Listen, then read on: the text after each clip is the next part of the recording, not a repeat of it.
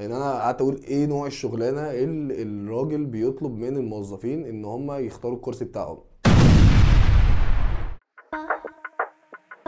مساء الخير، ايه الاخبار؟ انا مصطفى عفيفي، والفيديو ده هحكي شويه كده عن البرودكت ديزاين.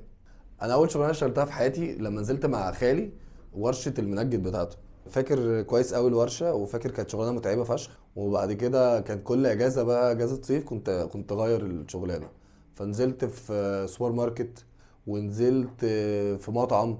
كنت واقف على الشاورما وواقف على الجريل، واركب برضو الموتوسيكل واروح اوصل طلبات وبتاع. وبعد كده بالصدفه وانا ماشي في مره لقيت اعلان كده على عمود نور بيقول مطلوب مندوب مبيعات في مكتب طباعه. معاك رضا المسيري من شركة المصرية للمبيعات. وانا ولا مندوب ولا عمري كنت بشتغل في المبيعات يعني، والناس قبلوني ولا حتى ما عنديش اي خبره. واشتغلت كمندوب مبيعات تقريبا اسبوع.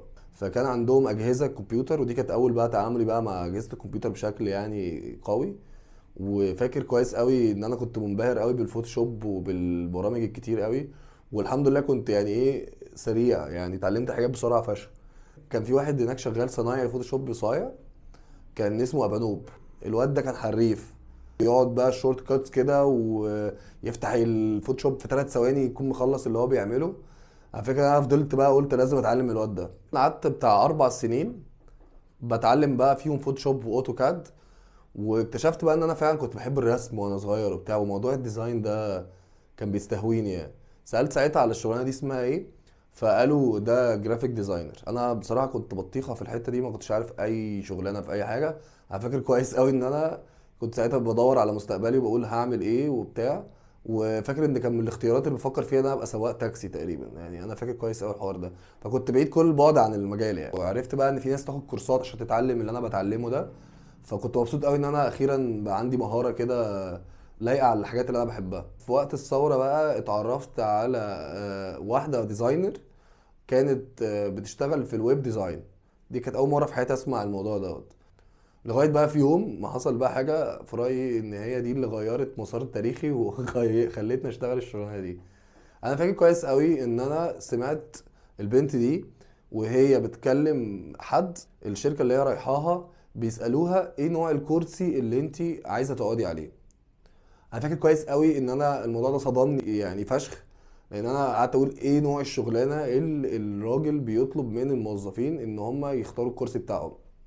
يعني احنا في انهي مستوى يعني. بعد كده بقى قلت لها لا انا عايز اعرف اكتر عن المجال ده. انت بتقولي ويب ديزاين وانا اللي انا بعرفه جرافيك ديزاين. انا حاسس كده بالسمع ان هم قريبين من بعض المفروض يعني. قالت لي لو انت متحمس انا ممكن اعلمك الموضوع ده، وفي ظرف قليل قوي تكون اتعلمته يعني. فاكر كويس قوي ان انا من شهر 9 ما كنتش بعرف اي حاجه عن الموضوع. شهر 12 كنت بعرف اكتب كود. زمان بقى كنا بنحتاج تبقى بتتعلم كود عشان خاطر تشتغل في الشغلانه دي كانت اصعب ما في الشغلانه. لان الاكواد ساعتها كانت بالنسبه لي لغه فضائيين، ما كنتش بعرفها خالص. وده طبعا اتغير تماما، ما بقاش فيه الكلام ده، ما بقاش موجود خالص. بقت كل جزء من الشغلانه دي ليها تخصص او ليها حد مسؤول عنها. بس ده طبعا هنجيله في كلام بعدين يعني. انا فاكر كويس قوي ان اول درس انا كنت خدته كان هيستوري اوف ذا انترنت.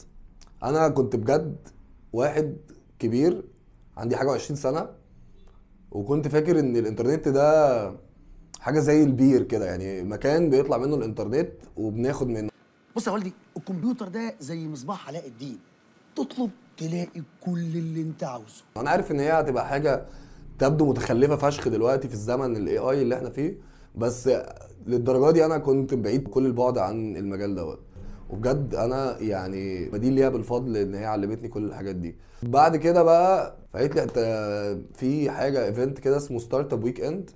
ده بيتعمل الناس بتتقابل فيه وبيقدروا ان هم يشتغلوا على بروجكت في خلال الويك اند. طيب الستارت اب ويك اند اللي جاي ده في اسكندريه. حجزت في لوكاندا كده في بحري، وقعدت فيها. وفاكر كويس قوي وانا رايح وببص بقى للمجال ده لقيت فيه عدد مهول من البشر حاضرين ستارت اب ويك اند، وكان الفايبس حلوه فشخ. والاجواء كانت عجباني قوي وكنت مبسوط قوي وفخور بنفسي ان انا واحد من الناس دي. وكنت للغرض ان انا المفروض رايح اشارك عادي كده، اقعد اتفرج اشوف الكلام على ايه.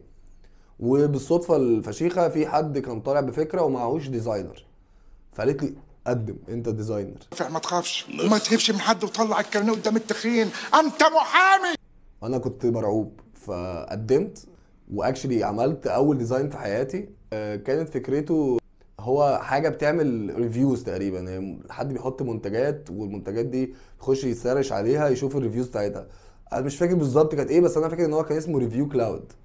لو الشخص اللي كان عامل الفكره دي في ستارت اب ويك اند شاف الحلقه دي، يا سلام، ابعت لي عشان انت اول واحد امنت بيا. هو بصراحه كان مجبر برضه عشان ما نحورش، ما كانش معاه ديزاينر، فكان هو موافق باي حاجه.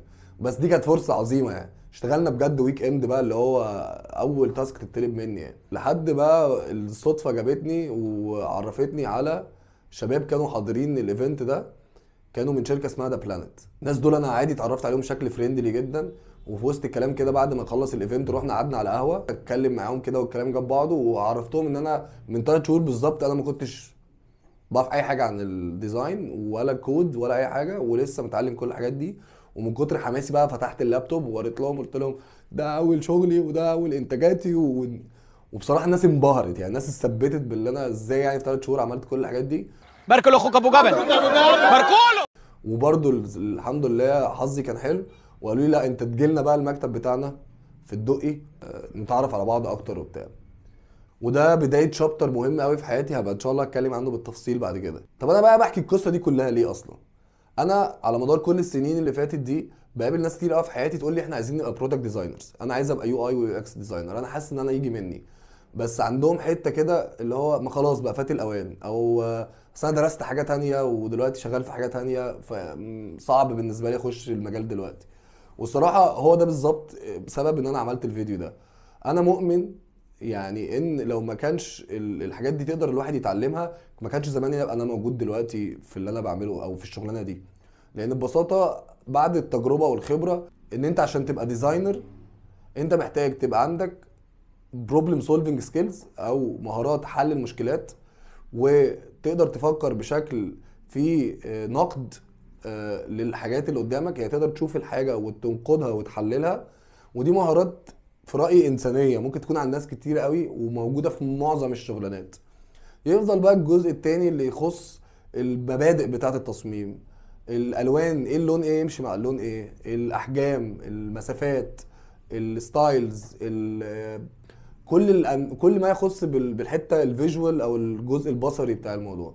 وانا شايف بصراحه ان الحته دي فيها جزء كبير جدا ما كانش 90% منها مبني على علم ومبني على قواعد واسس الواحد برضو يقدر يتعلمها. الناس بتتخيل ان عشان الشغلانه دي فيها فيجوالز وفن وبتاع ان هي الى حد كبير شغلانه مرتبطه بالذوق، او ان انا لازم ابقى فنان او رسام او واحد فنون جميله. بس انا الصراحه مش مقتنع بالموضوع ده خالص، وشايف ان لو عندي فكره وفاهم المبادئ اللي ورا تصميم، وعندي الاسس اللي هي العلميه اللي احنا قلنا عليها بتاعت ازاي الحاجات تبقى فيجوال واضحه، هقدر اجمع الحاجات دي واقدر اوصل لتصميم بجد يكون شغال. في نقطه مهمه قوي، وانا من اصحاب المدرسه دي الصراحه، شايف ان الفيجوالز مش اهم حاجه. الحاجات مش لازم تكون بس جميله، مش لازم تكون بيوتيفul ديزاينز زي ما بيقولوا. اهم حاجه في رايي ان هي تبقى براكتيكال ديزاينز، علشان ده اللي بيخلي الناس تستخدمها، بالذات في مجال الويب ديزاين اللي احنا بنشتغل فيه، او اليو اي واليو اكس او البرودكت ديزاين. المجال ده محتاج ان الناس تانتراكت مع البرودكتس، مع الموبايل اب، مع الويب سايت، فبالتالي لازم يكون مفهوم وواضح وعملي. ودي حاجه حرفيا احنا نقدر نتعلمها كلنا. انا بشجع اي حد متردد ان هو ياخد الخطوه دي، ان هو بجد لو حاسس ان هو عنده بروبلم سولفنج سكيلز وتفكير نقدي وعنده استعداد ان هو يتعلم الجزء اللي يخص البصري، انا شايف ان ده مفيش حاجه تمنعه ان هو يبقى يو اي ويو اكس. واكتر حاجه بصراحه بحقد على اي حد هيبدا دلوقتي هو ان المجال بقى اسهل بكتير، الريسورسز بقت اكتر بكتير، يوتيوب ما خلاش، كورسات ديديكيتد موجوده، حاجات ادفانسد موجوده، العلم تطور فشخ في الموضوع، بقى في اي اي، بقى في كونتنت حوالين الموضوع، ناس بتعلم ومستعده ان هي تطلع من خبرتها وتنقلها. على عكس المجال كان من 10 15 سنه ما كانش الوضع كده خالص، وكان التعليم كان اصعب بكتير. فبالنسبه لي حاسس ان دي فرصه هايله لاي حد، وانا حقيقي بشجع اي حد ان هو ممكن ياخد الخطوه زي دي. فان شاء الله الفيديوهات اللي جايه هكون بحاول اتكلم على توبكس اكتر وحاجات كتيره انا مريت بيها، بس هبقى مبسوط كمان لو انا في حاجه معينه الناس عايزاني اتكلم فيها هتكلم فيها. وشكرا، واشوفكم فيديو جديد ان شاء الله قريب. السلام عليكم.